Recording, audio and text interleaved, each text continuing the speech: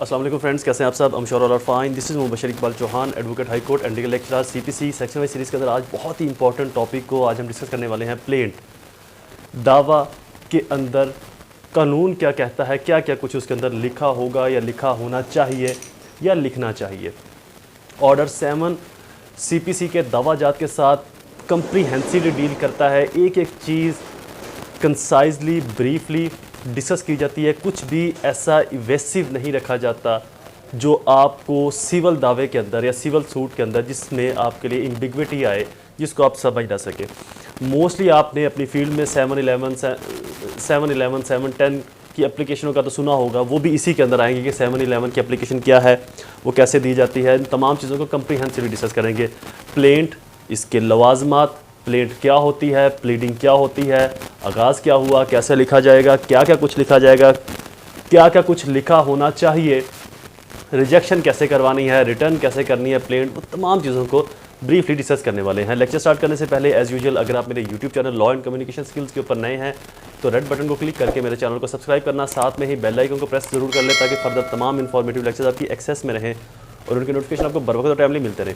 मेरी छोटी सी फीस है, उसको जरूर फुलफिल कर दिया करें। मेरी फीस आपने 3 स्टेप के अंदर पे करनी है। फर्स्ट 10 रुपये डोनेट कर दे, सेकंड 2 लोगों की हेल्प, थर्ड मेरे और अपने पेरेंट्स के लिए दुआ। अल्लाह ताला उनको सेहत तंदुरुस्ती अता फरमाए। शुरू करते हैं हमारा लेक्चर प्लेंट ऑर्डर 7 और बाकी इसके फर्दर तमाम रूल्स। प्लेंट से पहले अगर हम प्लीडिंग का मुहल्ले वकूअ जान लें, इसका थोड़ा सा बैकग्राउंड देख लें कि प्लीडिंग होती क्या है। किसी अर्जी को, किसी इस्तदा को किसी हाकिम तक, ताकतवर तक, किसी अदारे तक पहुंचाना जिसको वो समझ सके और उस पर आपकी दाद रसी कर सके। प्लीडिंग का आगाज़ अगर आप बर्रे-सगीर के अंदर देखें तो हमारी सीपीसी 1908 के अंदर बनी थी, लेकिन इससे भी बहुत पहले प्लीडिंग का आगाज़ हो चुका था। सब कॉन्टिनेंट के अंदर जब भी हुकूमत वक्त के पास, हाकिम वक्त के पास, बादशाह के पास किसी दाद रसी को पहुँचाना होता था, दाद रसी लेनी होती थी, इस्तदा करनी होती थी, तो अव्वलीन दौर के अंदर तो ऑरली ज़ुबानी ही एक बादशाह का एक नुमाइंदा होता था, उस तक ज़ुबानी अपनी बात कह दी जाती, वो उसको लिख लेता दर्जा बदर्जा, और बाद में जो जो मुद्दा ले होता था, डिफेंडेंट होता, उससे बुलाकर उसके ऊपर वजाहत ले लेता और उसको भी लिख लेता।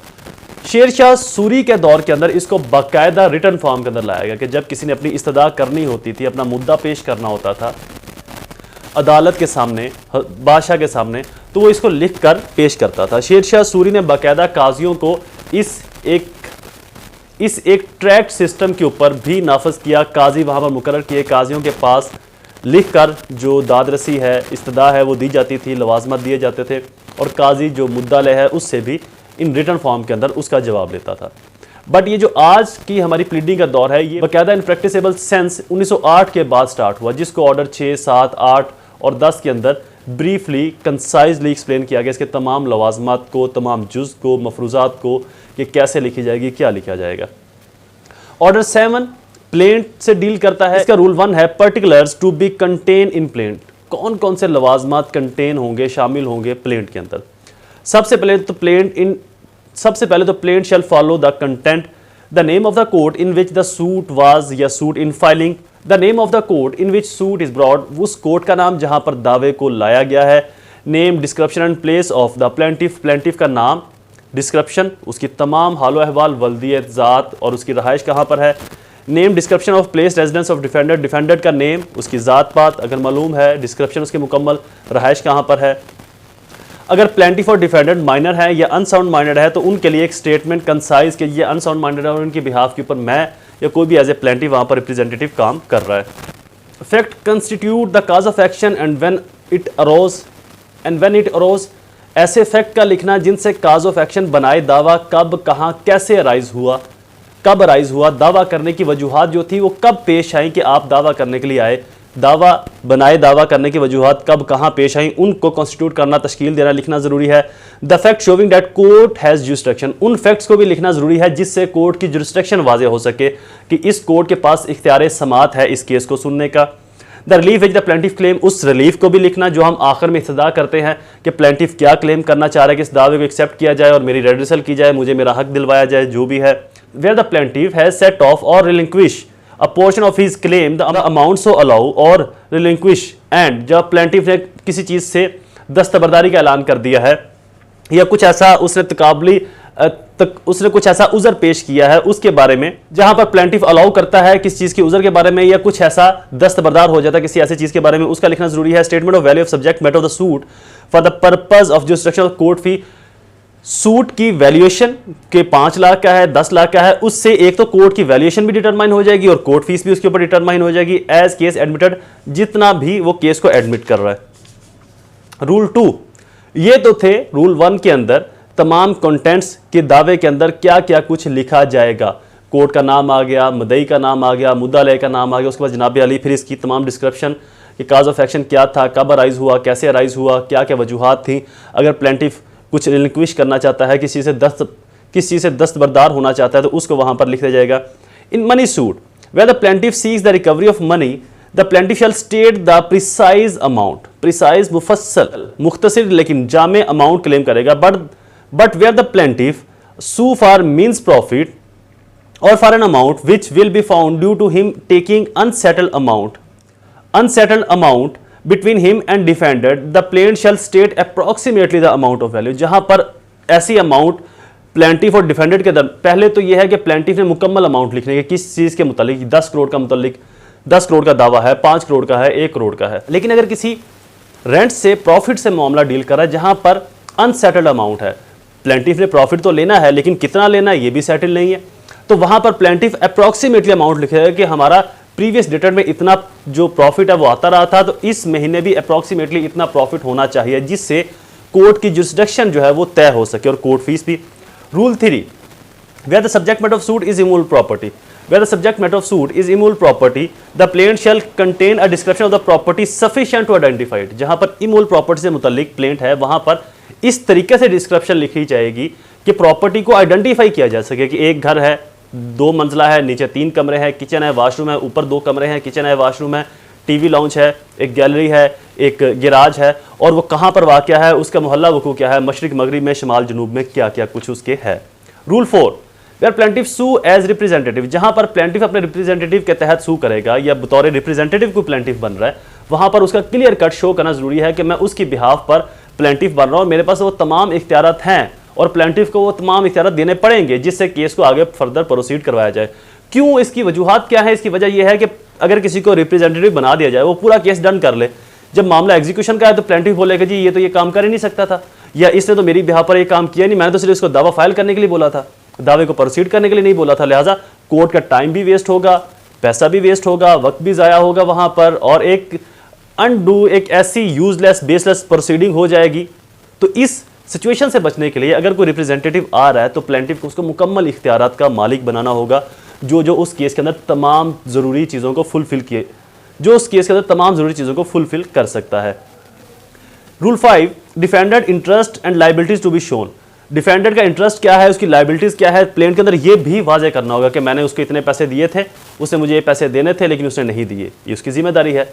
उसकी लाइबिलिटीज़ हैं, उसका इंटरेस्ट भी इसके अंदर है। उसका इंटरेस्ट क्या है कि उसने मुझे पैसे नहीं दिए तो लिहाजा वो पैसों को हड़प करना चाहता है। तो इस तरीके को मुकम्मल शो करना, वजाहत के साथ पेश करना ज़रूरी है जिससे कोर्ट इंटरेस्ट ऑफ जस्टिस मामले को डिसाइड कर सके।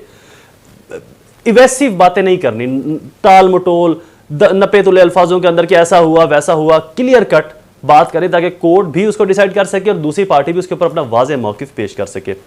Rule 6, ground of exemption from limitation now, where the suit is institute after the expiration of limitation etcetera. जहां पर किसी दावे को लिमिटेशन टाइम के बाद, यानी कि एक दावे की लिमिटेशन थी फॉर एग्जांपल 1 साल, दावा आ रहा है 2 साल बाद, तो वहां पर आपने फिर उस कानून का भी जिक्र करना है जो लिमिटेशन एक्ट के अंदर सेक्शन 12 से सेक्शन 20 तक बताया जाता है। जो कुछ कवानीन है वहां पर एग्जेम्पशन भी है, वहां पर एग्जेम्पशन भी है कि इन सिचुएशन के अंदर आपको टाइम ग्रांट कर दिया जा सकता है। वो कुछ एग्जेम्पशन है, वो जब लिमिटेशन एक्ट को हम पढ़ेंगे तो वहाँ पर उन एक्सेप्शंस को भी हम पढ़ेंगे। तो ऐसी सूरत में आपको उस कानून का भी जिक्र करना ज़रूरी है कि मैं ये दावा जो फाइल कर रहा हूँ लिमिटेशन गुजरने के बाद क्यों कर रहा हूँ, मुझे क्यों रिलीफ दे कोर्ट, किस वजह से दे, कौन सा कानून मुझे या कौन सी जजमेंट मुझे सपोर्ट करती है। Rule 7, relief to be specific stated.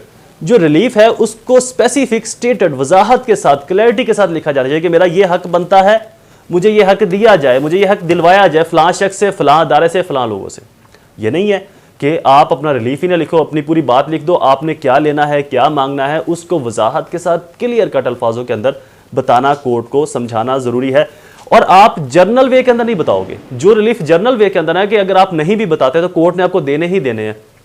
For example, अगर आप ये कहते हो कि जी जवाब दावा इसका आना चाहिए, एक्सपोज कर लेते हैं या मेरी इन एविडेंस को कबूल किया जाए, जर्नल जो एविडेंस है, तो जिनको कोर्ट ने एज एविडेंस कबूल करना है, जिसका जवाब दावा आना ही आना है, तो ऐसे रिलीफ को मांगने की जरूरत नहीं। उस रिलीफ को मांगना है जिसके अंदर इम्बिग्विटी है, जिसके अंदर डिस्प्यूट है, जहां पर काज ऑफ एक्शन राइज हुआ है। जर्नल रिलीफ को मांगने के लिए उसको एक लंबा लेंथी प्लेंट करने की जरूरत नहीं। इवेंसिव ना हो, कंप्रीहेंसिव हो, स्पेसिफिक स्टेटेड रिलीफ हो आपका क्लियर कट के साथ। जर्नल रिलीफ मांगने की जरूरत नहीं, जो कि कोर्ट ने देने ही देने हैं। अगर आप मांगते तब भी आपको देती, अगर वो आप ना मांगते तब भी आपको कोर्ट ने ग्रांट करने थे। Relief founded on separate ground, plaintiff seeks relief in respect of several distinct claims cause of action founded upon separate and distinct grounds. अगर जहां पर एक से ज्यादा काज ऑफ एक्शन है, वहां पर प्लेंटिफ अलग अलग ग्राउंड्स के ऊपर भी रिलीफ मांग सकता है। Procedure of admitting plaint, the plaintiff shall endorse on the plaint on annex thereto the list of documents which he has produced along with the plaintiff shall present with it plaint। जो documents हैं, जब वो plaint को admitted करवाएगा तो जो documents की possession में है, उसके कब्जे में है, जो डॉक्यूमेंट्स हैं उनको प्लेंट के साथ लगाना जरूरी है। कॉपीज ऑफ प्लेंट, इसकी कॉपीज प्लेंट की डिफेंडर को देना, और अदरवाइज कोई और कोर्ट रिकमेंड कर दे एक से ज्यादा कॉपीज, तो वो भी देना जरूरी है। दावा की कॉपीज बनाना, कंसाइज स्टेटमेंट के अंदर नंबरिंग के साथ, पैराग्राफ के साथ स्टेटमेंट को लिखना, उसकी समन की कॉपीज बनाना, कोर्ट फीस की कॉपीज, कोर्ट फीस लगाना, जहां पर प्लेंटिफ या डिफेंडर रिप्रेजेंटेटिव के थ्रू दावा फाइल करें, वहां पर उनके बारे में मुकम्मल शो ऑफ करना, उनको मुकम्मल कोई भी इंफॉर्मेशन हिडन न रखी जाए। The plaintiff may leave the court amend such statement as so make them correspond with the plaint. Plaintiff कर सकता है कोर्ट की इजाजत के साथ कोई अमेंडमेंट करनी है with the permission of court या लीव ऑफ कोर्ट, कोर्ट की इजाजत के बाद उसके अंदर अमेंडमेंट कर सकता है। The chief ministerial office of the court shall sign list and copies of statement if on examination be he find them to be correct. जो कॉपीज एग्जामिनेशन के लिए लगाई गई हैं, मतलब एज ए एविडेंस, कोई डॉक्यूमेंट आप डॉक्यूमेंट्री एविडेंस की सूरत में देते हो, तो उनकी एग्जामिनेशन करने के बाद जो चीफ मिनिस्टरियल ऑफिस होगा कोर्ट का, वो उनको साइन करेगा, उनको करेक्ट तस्लीम करेगा कि ये करेक्ट हैं। Rule 10, return of plaint. Plaint को कभी भी रिटर्न किया जा सकता है। रिटर्न, इसका स्पेसिफिक मायने क्या है या इसकी डेफिनेशन क्या है इस रूल की?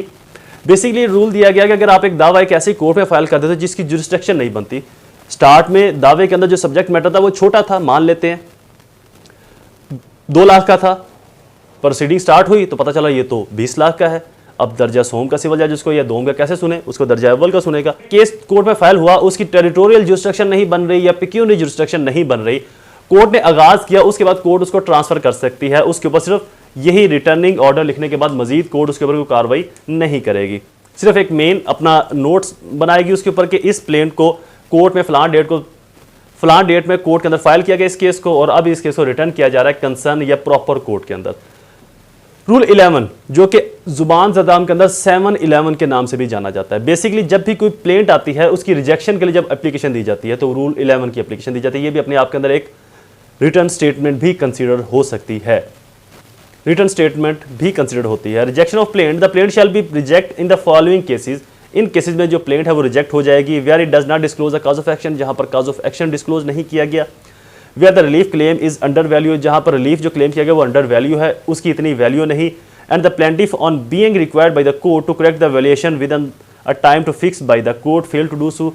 और अगर उसकी करेक्शन करवानी थी कोर्ट ने और कोर्ट ने टाइम भी दिया कि जी अंडर वैल्यू है या इसकी करेक्शन नहीं है, ठीक रिलीफ नहीं है, इसको ठीक करें, और कोर्ट ने टाइम भी दिया, लेकिन वो प्लेंटिफ उस टाइम तक करेक्शन नहीं कर सका, तब भी प्लेंट रिजेक्ट हो सकती है।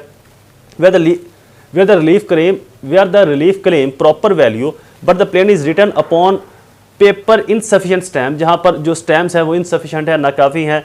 and the plaintiff on being required by the court supply the requisite stamp paper within the time to be fixed by court fail to do so।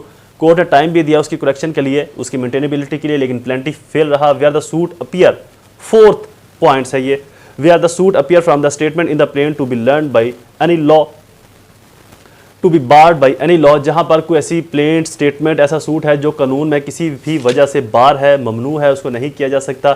इन 4 सूरतों के अंदर अगर कोई शख्स प्लेंट करता है आपके खिलाफ, आपके क्लाइंट के खिलाफ, तो आप उसकी रिजेक्शन के लिए एप्लीकेशन, रिजेक्ट करवाने के लिए उसकी एप्लीकेशन आप फाइल कर सकते हो कोर्ट के अंदर। Rule 12, procedure on rejecting plaint. Where the plaint is reject the जज shall record an order to effect with the reason for such order. जज जहाँ पर प्लेंट को रिजेक्ट करेगा वहाँ पर एक छोटा सा प्रिसाइज ऑर्डर लिखेगा कि इसको वो क्यों रिजेक्ट कर रहा है, किन ग्राउंड्स पर रिजेक्ट कर रहा है। Rule 13, where rejection of plaint does not preclude presentation of fresh plaint. The rejection of plaint on any of the ground herein before mentioned shall not of its own force preclude the plaintiff from presenting a fresh plaint in respect of the same cause of action। जहाँ पर एक plaint reject होती है time barred की वजह से, कोई ऐसी चीज़ जो नहीं दी जो देनी चाहिए थी कोर्ट के किसी हुक्म की वजह से, तो उसके ऊपर दोबारा से सेम काज ऑफ एक्शन पर फ्रेश प्लेंट फाइल की जा सकती है। वहाँ पर रेस्ट जुडिकाटा का प्रिंसिपल अप्लाई नहीं होता। आप उन ग्राउंड्स की करेक्शन के बाद फ्रेश प्लेंट वहाँ पर फाइल या फ्रेश दावा वहाँ पर फाइल कर सकते हैं। Rule 14, production of documents on which plaintiff sue. Documents जिन डॉक्यूमेंट्स के ऊपर रिलायंस कर रहा है ड्यूरिंग प्लेंट, उसको उन डॉक्यूमेंट्स को प्लेंट के साथ ही लगाना पड़ेगा अगर वो उसकी पोजेशन में या पावर में है।